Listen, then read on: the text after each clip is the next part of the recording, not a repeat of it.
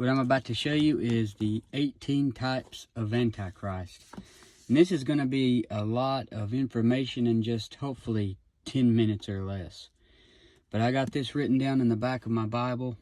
That way, if somebody asks me about it, I just turn to it. Here's all the information. Now, I don't have each little detail about why they are a type, but definitely enough to show that they are one. Okay, the first one is Cain. You know the story of Cain and Abel? In Genesis 4, he murders Abel. In Genesis 4:8, Cain murders his brother. John 8:44, the devil was a murderer from the beginning. So both murderers. 1 John 3:12 says Cain was of that wicked one. And 2 Thessalonians 2:8 says the Antichrist is that wicked. Genesis 4:3 and Daniel 11:21 shows you both of them are pretenders. Cain was a religious pretender. The Antichrist is going to try to come in peaceably, obtain the kingdom by flatteries. He's a pretender. He's going to pretend to be a religious guy. Genesis 4:9, 2 Thessalonians 2:9 through 11, both of them were liars. Cain lied about where his brother was. The Antichrist is going to be connected with that strong delusion. He's going to cause people to believe a lie. Genesis 4:13, Revelation 19:20, both of them get punished. The Antichrist is going to be cast into a lake of fire. Both of them are connected with a mark. Genesis 4:15, Revelation 13:16. The Lord puts a mark on Cain. The Antichrist causeth all, both small and great, rich and poor, free and bond, to receive a mark in the right hand or in their forehead. All right, the next guy, Nimrod. His name means rebel. The Antichrist, obviously, is a rebel. You'll see in 2 Thessalonians 2:4, he opposeth and exalteth himself above all that is called God or that is worshipped. Daniel 11:37, he's not going to regard the God of his fathers. Genesis 10:8 shows Nimrod's part of that line where the enemies of God come from, most of them. Genesis 10:8, Daniel 8:24, both of them are mighty. Genesis 10:9, Revelation 13:4, both of them have people saying something about them. It is said Nimrod is a mighty hunter in Genesis 10:9. Then in Revelation 13:4, they say, who is like unto the beast? So this is the people's choice. Nimrod and the Antichrist, they were both the people's choice. Genesis 10:10, Daniel 11:36, both of them are kings. Genesis 10:10 and Revelation 17:3, both of them are connected with Babylon. And Nimrod is the 13th from Adam. The Antichrist is connected with that number 13. See Revelation 13. The number 13 is the number of rebellion. Next, you got Pharaoh. Pharaoh, remember, there's more than one Pharaoh, but he's an Assyrian, and the Antichrist is Assyrian. Isaiah 52:4. Revelation 12:13, the devil and the Antichrist, of course, they want to persecute the Jews. Exodus 1:14, Pharaoh made the Jews' lives bitter with hard bondage. They're persecutors of the Jewish people. Revelation 12:3, Ezekiel 29:3, both of them are a dragon, called dragon. Revelation 11:6, you got the two witnesses that bring plagues on the Antichrist and his kingdom. And then in Exodus 7 through 12, you've got plagues coming on Pharaoh that are very similar to those plagues in the tribulation. Number 4, you got Balak. This guy hates Israel. See about him in Numbers 22:25. He wanted Balaam to curse Israel. And in Numbers 22:25, you'll see a picture of the satanic trinity. The satanic trinity is the devil, the beast, and the false prophet. You read about that in Revelation 16:3, where it says, and I saw 3 unclean spirits were like frogs coming out of the mouth of the dragon and out of the mouth of the beast and out of the mouth of the false prophet. But that picture of the satanic trinity, you had the father would be Baal, son Balak, and then the unclean spirit Balaam. Number 5, Sisera. Judges 5:19 through 26, you read about this guy. Both him and the Antichrist are going to die in Megiddo. He died in Megiddo. The Antichrist is, that's where the Antichrist is going to, he's going to be cast into the lake of fire. as well. But Judges 5:26, Romans 16:20, head wound by a woman. In Judges 5:26, you know the story probably. Jael takes a nail and a hammer, puts it right through the temple of Sisera. So he has a head wound by a woman. And then Romans 16:20, you probably know the verse where Paul said that Satan's going to be bruised under our feet shortly, and we're the bride of Christ. So both of them head wound by a woman. Then in Judges 5:26, Zechariah 11:17, Revelation 13:3, you really see more about that head wound. The sword's going to be upon his arm and upon his right eye, Zechariah 11:17. Judges 5:19 through 20, Revelation 19:14, both of them fight heaven's army and lose. 6, you got Abimelech, Romans 16:20, Judges 9:53, both him and the Antichrist get a head wound by a woman. Number 7, you got Absalom, David's son Absalom. In 2 Samuel 15:2 through 6, you're going to see that Absalom is a charismatic, he's a flatterer, he's put on. Daniel 8:25, 11 and 11:24, the Antichrist comes in peaceably with flatteries. Absalom goes up to people and kisses them.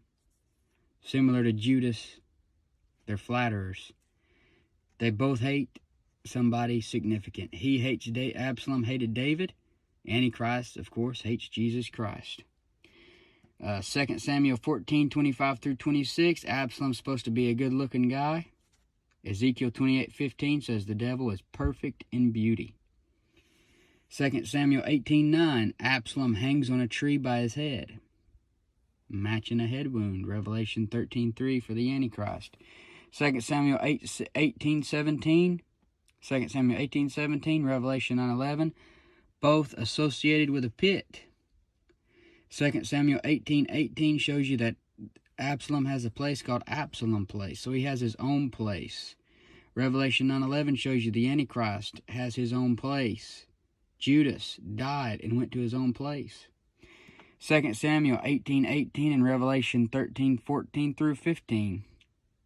Absalom has a memorial that he built for himself. The Antichrist in Revelation 13:14 through 15 will have an image.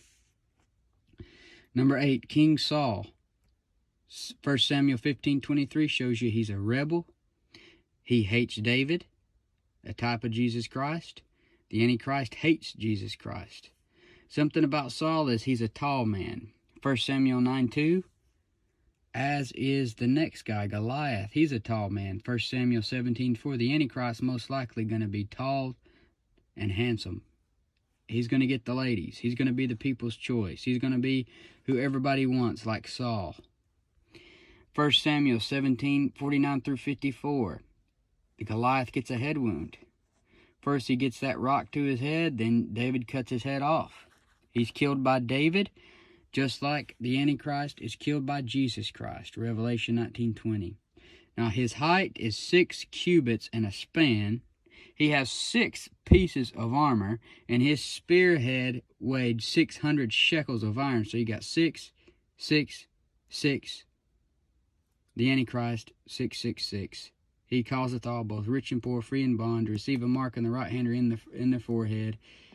You gotta get his mark, his number. You gotta worship the beast, and his number is gonna be 666. You gotta get that on you to buy or sell.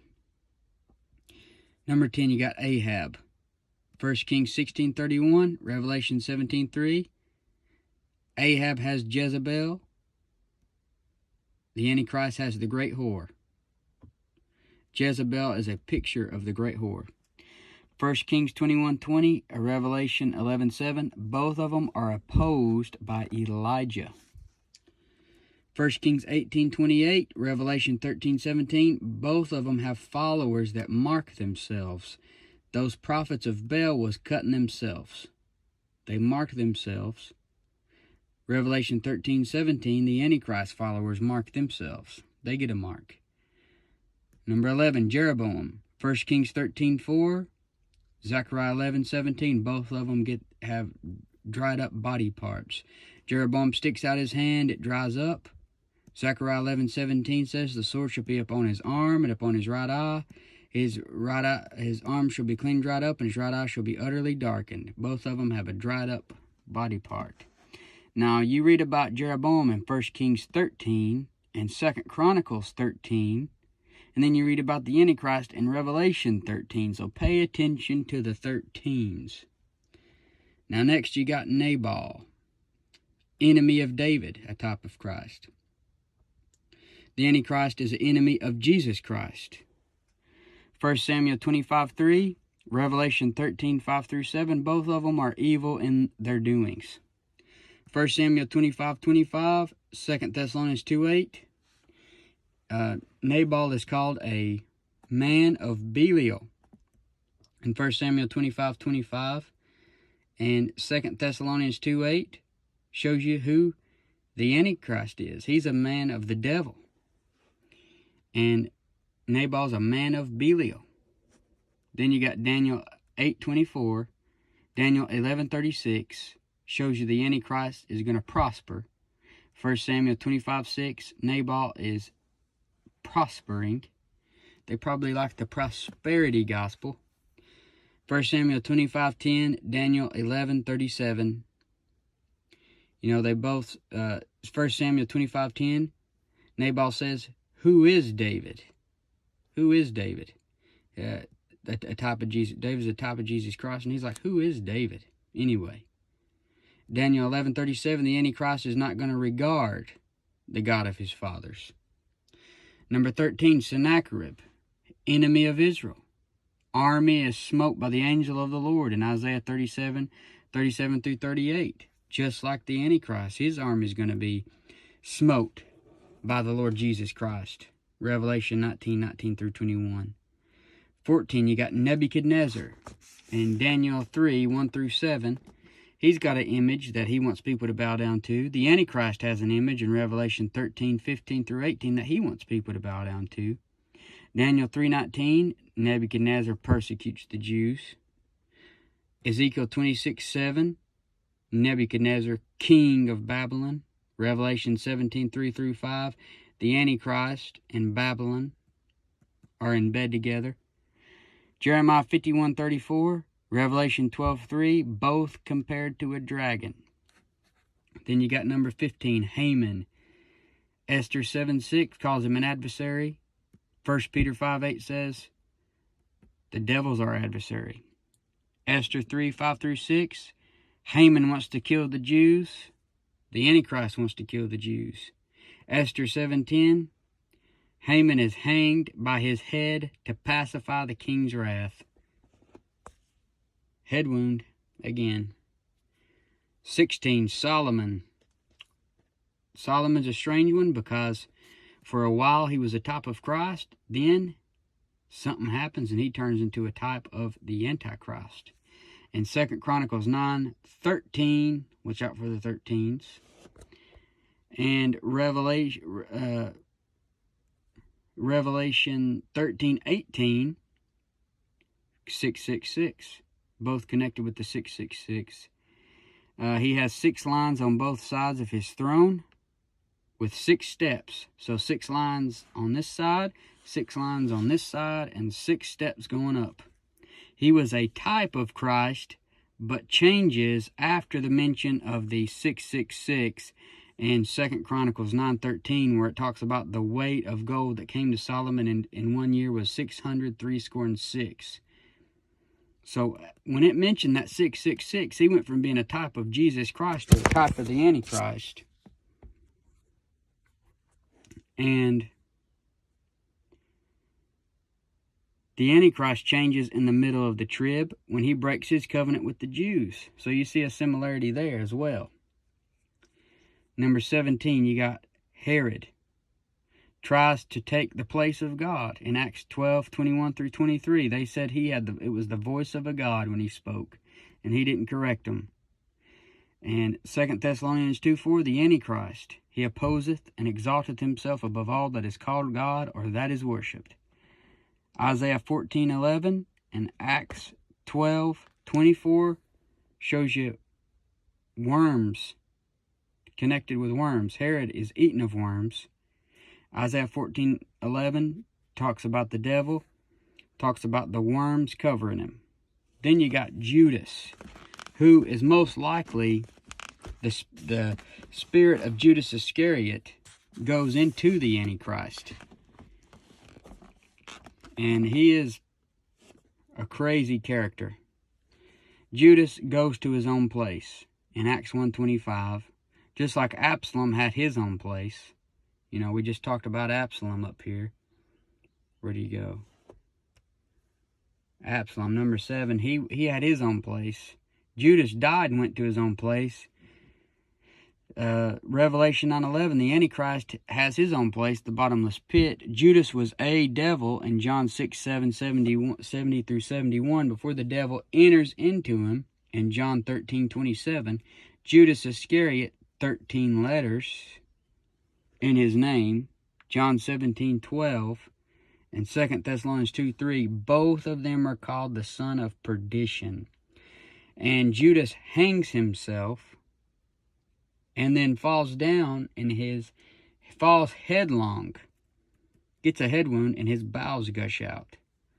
So Judas Iscariot,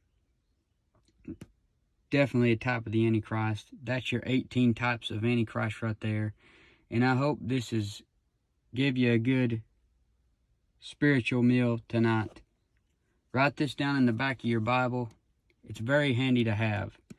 It didn't take very long to go through, only like 17 minutes, but it took a long time to get all these references and write them down.